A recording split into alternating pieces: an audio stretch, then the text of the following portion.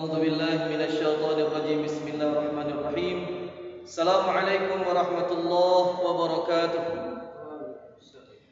الحمد لله الذي جمعنا وإياكم في هذا المجلس من مجالس العلم والأدب والصلاة والسلام على أشرف الأنبياء والمرسلين سيدنا المرسلين وعلى آله وأصحابه رسول الله أجمعين أما بعد. Puji dan syukur marilah kita anjungkan kehadirat Allah Subhanahu wa taala yang telah melimpahkan nikmat, rahmat, hidayah dan inayahnya kepada kita semua, sehingga berkalimpahan nikmat, rahmat, hidayah dan inayahnya lah kita dapat bertemu di kesempatan yang penuh dengan keberkahan ini dalam rangka mendengarkan kajian Islam untuk memupuk keimanan dan ketakwaan kita kepada Allah Subhanahu wa taala. Kemudian salawat berangkaikan salam malah senantiasa kita doakan kepada Allah agar senantiasa dicurahkannya kepada pucuk pimpinan umat Islam sedunia, yakninya Nabi besar Muhammad sallallahu alaihi wasallam, dengan mengucapkan Allahumma salli ala Muhammad wa ala ali Muhammad. Masyarul muslimin wal muslimat, as-saimin as-saimat yang dimuliakan oleh Allah Subhanahu wa taala. InsyaAllah kajian Ramadan yang akan kita sampaikan pada waktu yang penuh dengan berkah ini, rahasia besar di balik sedekah yang kita lakukan di bulan suci Ramadan. Masyarul muslimin wal muslimat, as-saimin was-saimat, para pendengar kajian Ramadan di rumah yang dimuliakan oleh Allah Subhanahu wa taala. Ramadan bulan yang penuh dengan pelipat gandaan pahala di sisi Allah Subhanahu wa taala. Dalam sebuah hadis disebutkan bahwa setiap satu amalan sunnah yang kita lakukan di bulan suci Ramadan akan bernilai seperti pahala wajib di bulan-bulan yang lainnya. Sedangkan pahala fardu atau ibadah fardu yang kita lakukan di dalam bulan suci Ramadan, maka di luar bulan suci Ramadan sampai ke derajat 70 ibadah fardu di bulan-bulan yang lainnya. Maka besarnya ganjaran kebaikan yang dijanjikan oleh Allah Subhanahu wa taala, maka perbanyaklah beramal soleh di bulan yang penuh dengan kebaikan ini. Masyarul muslimin wal muslimat, para pendengar kajian Islam yang dimuliakan oleh Allah Subhanahu wa taala. Salah satu ibadah yang harus kita lakukan di bulan suci Ramadan ini adalah dengan cara memperbanyak diri bersedekah. Karena memang dalam sebuah hadis Rasulullah sallallahu alaihi wasallam disebutkan, kana Rasulullah sallallahu alaihi wasallam ajwadan nasi fi Ramadan. Rasulullah sallallahu alaihi wasallam merupakan manusia yang ajwad, yang paling sempurna di bulan suci Ramadan dibandingkan bulan-bulan yang lainnya. Karena setiap pahala kebaikan yang terdapat di bulan Ramadan ini, maka yudha'af, akan dilipat gandakan dengan mudha'afah katsirah, dengan pelipat gandaan yang besar luar biasa. Kalau seandainya di bulan-bulan yang lain sekian pahalanya, sedangkan di bulan suci Ramadan maka tentu lebih banyak pahala sedekah yang kita dapatkan. Kalau kita merujuk kepada dalil di dalam Al-Quran, Allah Subhanahu wa taala menyebutkan bahawa saat yang paling tepat, yang paling baik, yang paling luar biasa untuk bersedekah adalah di masa paceklik yang hari ini sedang kita alami. Banyak di antara sahabat-sahabat kita handai taulan yang ketika hari biasanya mereka disibukkan dengan pekerjaan. Ketika di bulan ini, di bulan Ramadan ini, mereka tidak memiliki pekerjaan. Banyak yang kelaparan, banyak yang kesusahan. Maka apa yang harus kita lakukan kaum muslimin, kaum muslimat, para pendengar kajian Islam yang dimuliakan oleh Allah? Maka tentu yang harus kita lakukan adalah sajji'u anfusakum, motivasi selalu diri kita untuk memperbanyak sedekah, terutama di masa yang penuh dengan paceklik dan kesulitan ini. Bukankah di dalam surah Al-Balad Allah Subhanahu wa taala dengan tegas, lugas dan jelas mengatakan, A'udzu billahi minasyaitonir rajim, falaqtahamal 'aqabah Wa ma adraka mal aqabah. Ketika Allah menyebutkan tentang sebuah kata yaitu aqabah. Aqabah maknanya adalah puncak yang tinggi. Apa puncak yang tinggi? Itulah yang dinamai dengan syurga. Wa ma adraka mal aqabah. Tahukah kalian apa itu puncak yang tinggi? Kalau kita lihat tafsirnya kaum muslimin, kaum muslimat, para pendengar kajian yang dimuliakan oleh Allah, maka kalau kita membaca ayat suci Al-Quran, ini tafsirnya, kemudian kita temukan salah satu ayat yang dimulai dengan kalimat wa ma adraka, tahukah engkau, maka maknanya adalah engkau tidak akan pernah tahu. Kalau seandainya Allah menyebutkan dalam Al-Quran terdapat sebuah ayat yang dimulai dengan kalimat wa ma adraka, maka maknanya adalah engkau tidak akan pernah mengetahuinya. Kita berikan contoh dalam surah Al-Qari'ah tentang kiamat yang luar biasa. Allah menggunakan kalimat wa ma adraka mal qari'ah. Tahukah kalian apa itu goncangan di hari kiamat? Maka kita tidak akan pernah tahu bagaimana dahsyatnya goncangan ketika hari itu. Kemudian dalam ayat dan surah yang lain pun disebutkan wa ma adraka mal haqqah. Tahukah kalian apa itu haqqah, kiamat yang luar biasa? Maka kita tidak akan pernah tahu. Kemudian dalam ayat dan surah yang lain Allah Subhanahu wa taala juga mengatakan wa ma adraka mal hutamah. Tahukah kalian apa itu neraka hutamah?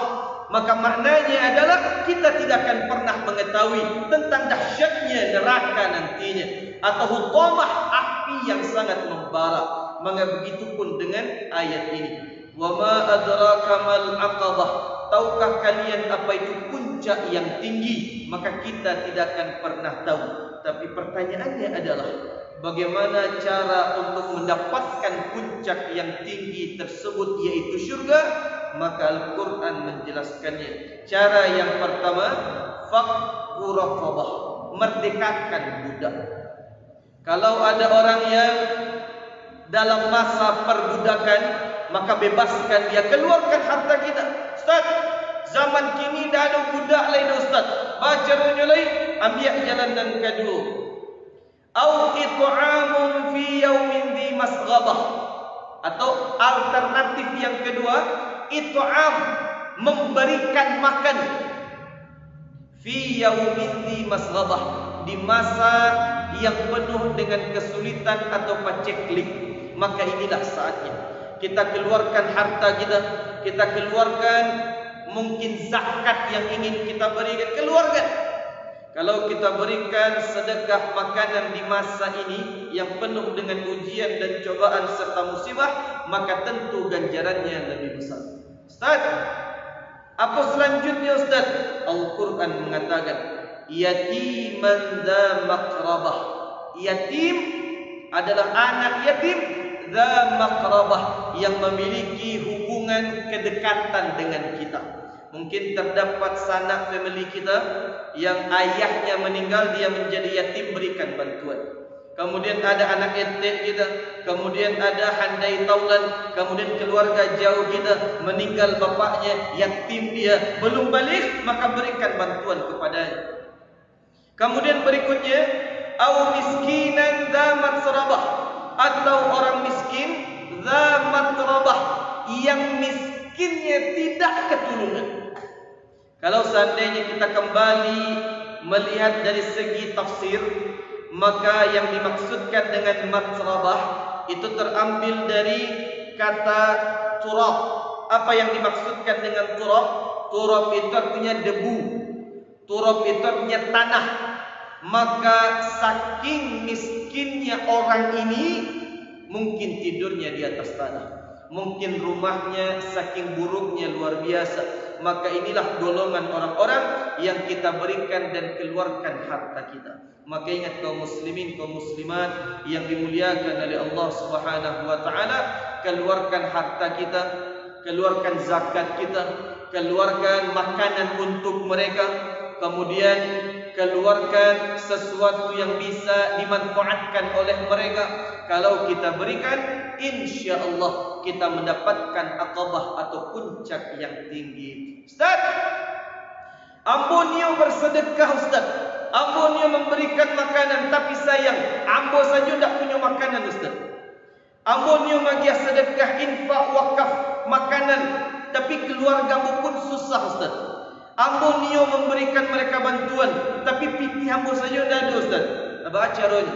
Maka ingat kaum muslimin, kaum muslimat yang dimuliakan oleh Allah Subhanahu wa taala, maka kita akan merujuk kepada surah yang lain, yaitu surah Al-Ma'un. Apa yang disampaikan oleh Allah? Ara'aital ladzi yukadzibu bid-din. Tahukah kalian siapa orang yang mendustakan agamanya, orang yang mendustakan akhiratnya, orang yang mendustakan hari pembalasan? Allah bertanya, bukan Allah tidak tahu. Wa ma tasqutu min waraqatin illa ya'lamuha.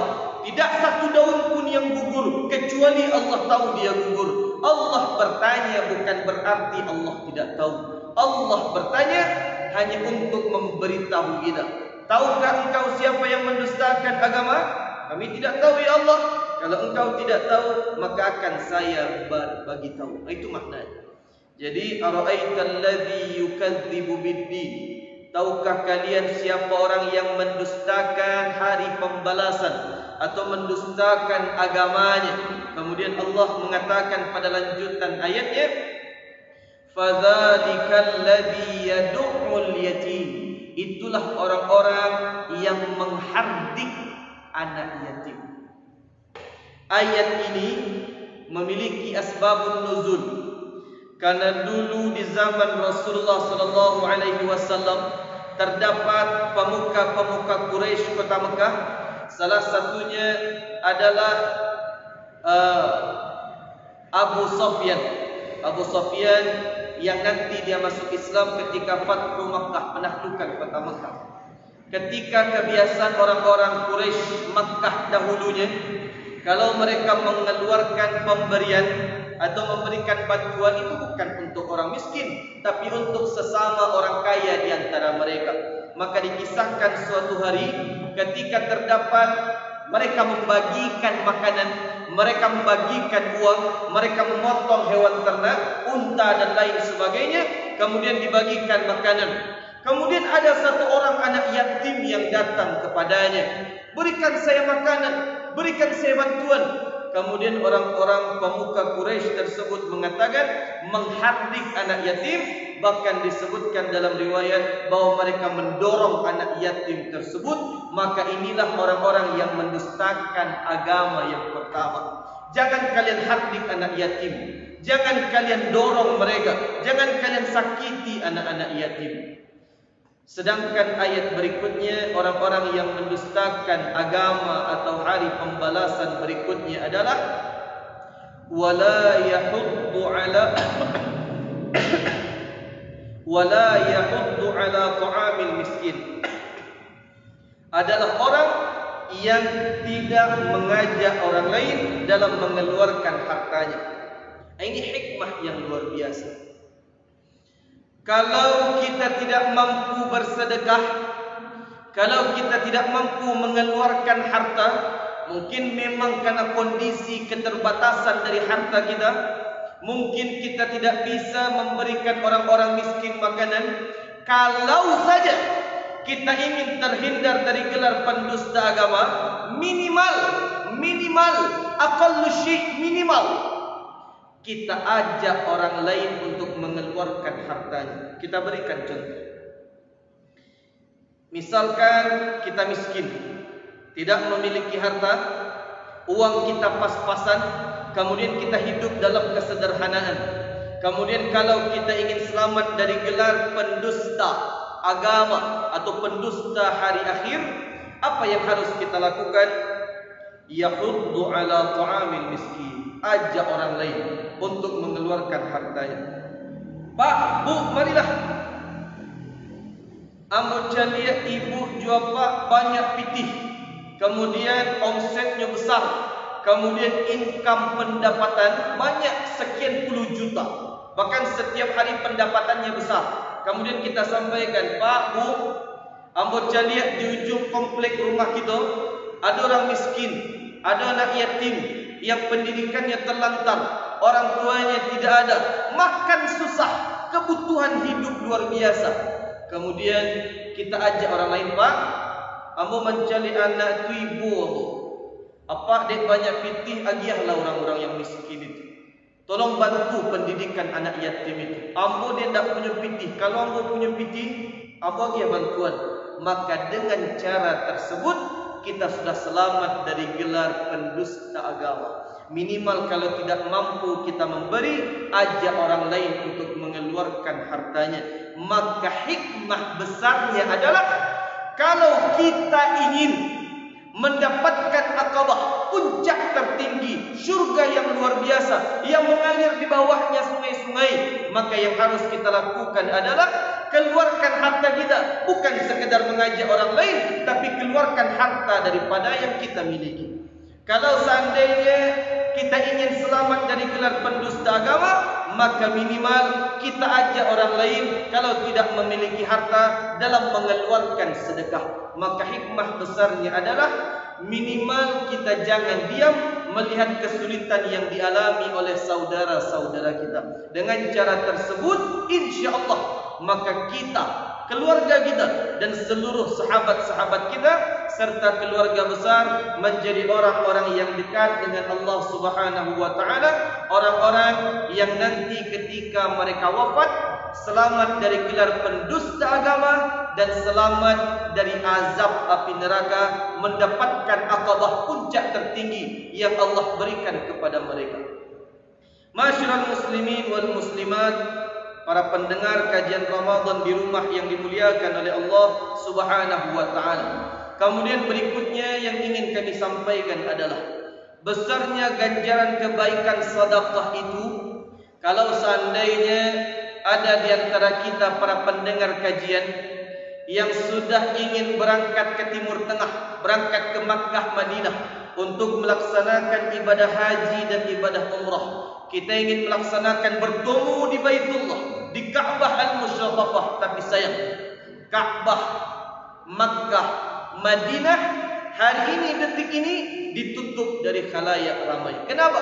Kalau seandainya kita tidak mampu berangkat ke Timur Tengah, kita tidak mampu berangkat umrah, atau mungkin nanti sampai bulan Zulhijjah kita tidak mampu melaksanakan ibadah haji yang sudah kita nantikan bertahun-tahun, apa yang harus kita lakukan?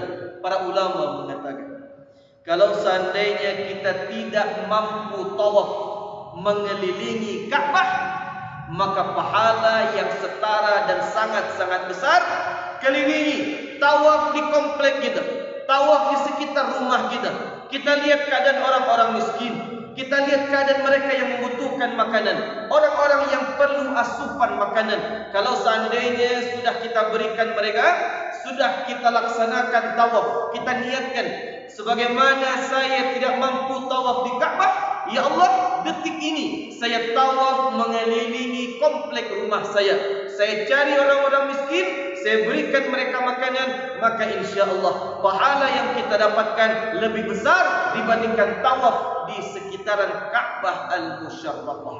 Maka kalau seandainya sudah kita lakukan hal demikian, insya Allah kita akan bertemu bukan hanya di dunia, tapi sampai di jannahnya kita kembali dipertemukan oleh Allah Subhanahu wa taala.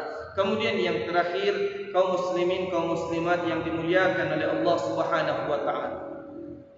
Dalam sebuah hadis, baginda Rasulullah sallallahu alaihi wasallam mengatakan, "Istanzilur rizq bis sadaqah." Turunkan rezeki dari langit dengan cara bersedekah. Kalau seandainya semakin banyak kita bersedekah, maka semakin besar ganjaran pahala kebaikan yang kita dapatkan. Kalau seandainya semakin banyak harta yang kita berikan, maka semakin kaya diri kita.